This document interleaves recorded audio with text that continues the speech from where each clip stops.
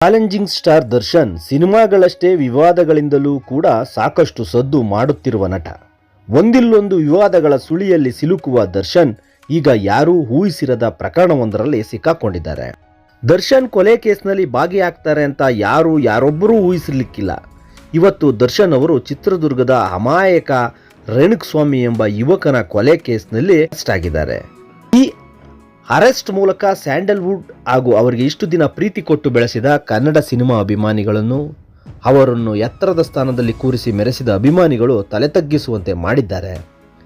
ಸಿನಿಮಾಗಳಲ್ಲಿ ಹೀರೋ ಆಗಿದ್ದ ದರ್ಶನ್ ರಿಯಲ್ ಲೈಫ್ನಲ್ಲಿ ಅತ್ಯಂತ ಕಟುಕ, ಕ್ರೂರಿ ವಿಲನ್ ಎನಿಸತೊಡಗಿದ್ದಾರೆ. ದರ್ಶನ್ ಅವರ ವಿವಾದಗಳ ಬಗ್ಗೆ ನೋಡ್ತಾ ಹೋದರೆ ಒಂದೇ ಎರಡೇ.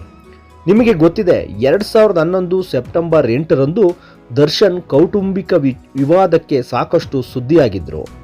ಅವರ ಪತ್ನಿ ವಿಜಯಲಕ್ಷ್ಮಿ ಅವರ ಮೇಲೆ ದರ್ಶನ್ ಮಾರಣಾಂತಿಕವಾಗಿ ಹಲ್ಲೆ ನಡೆಸಿದರು.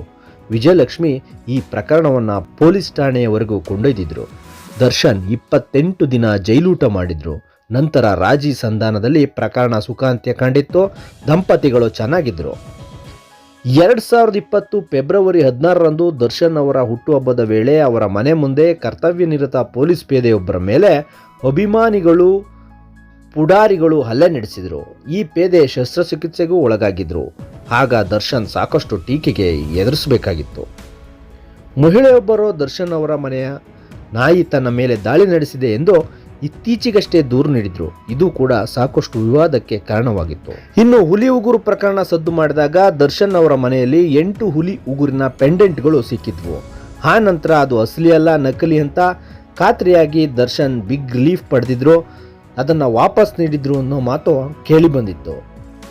ಫಾರ್ಮ್ ಹೌಸ್ನಲ್ಲಿ ಸಾಕಲು ಅನುಮತಿ ಇಲ್ಲದೆ ಬಾರ್ ಹೆಡೆಡ್ ಗೂಸ್ ಎಂಬ ವಿಶಿಷ್ಟ ಪ್ರಭೇದದ ಬಾತುಕೋಳಿ ಸಾಕಿ ವಿವಾದವನ್ನು ಮೈ ಮೇಲೆ ಎಳೆದುಕೊಂಡಿದ್ರು. ಅಷ್ಟೇ ಅಲ್ಲ, ಮಾಧ್ಯಮಗಳ ಮೇಲೆ ಬಾಯಿಗೆ ಬಂದಂತೆ ಮಾತನಾಡಿ ಅವರು ಮಾಧ್ಯಮಗಳಿಂದಲೂ ಬ್ಯಾನ್ ಆಗಿ ಭಾರಿ ಅವಮಾನವನ್ನು ಅನುಭವಿಸಿದ್ರು. ನಿರ್ದೇಶಕ ಪ್ರೇಮ್ಗೆ ಪುಡಾಂಗು ಎಂದು ಕರೆದಿದ್ರು. ಸ್ನೇಹಿತ ನಿರ್ಮಾಪಕ ಉಮಾಪತಿ ಜೊತೆಗೆ ವಿವಾದವನ್ನು ದೊಡ್ಡದು ಮಾಡಿಕೊಂಡಿದ್ರು. ಅವನನ್ನು ತಗಡು ಎಂದು ಕರೆದು ಆ ಬಗ್ಗೆನೂ ಟ್ರೋಲ್ ಆಗಿದ್ರು. ಹೋಟೆಲ್ ಸಿಬ್ಬಂದಿ ಮೇಲೆ ಮೈಸೂರಿನಲ್ಲಿ ಹಲ್ಲೆ ನಡೆಸಿದ್ರು. ಹೀಗೆ ಒಂದೇ ಎರಡೇ ದರ್ಶನ್ ವಿಲನ್ ರೋಲ್, ಈಗ ಕೊಲೆ ಕೇಸ್. ಇಂಥ ನಟ ಈ ಸಮಾಜಕ್ಕೆ ಯಾವ ರೀತಿ ಮಾದರಿಯಾಗಬಲ್ಲರು ಅನ್ನೋದು ನಮ್ಮೆಲ್ಲರ ಪ್ರಶ್ನೆ.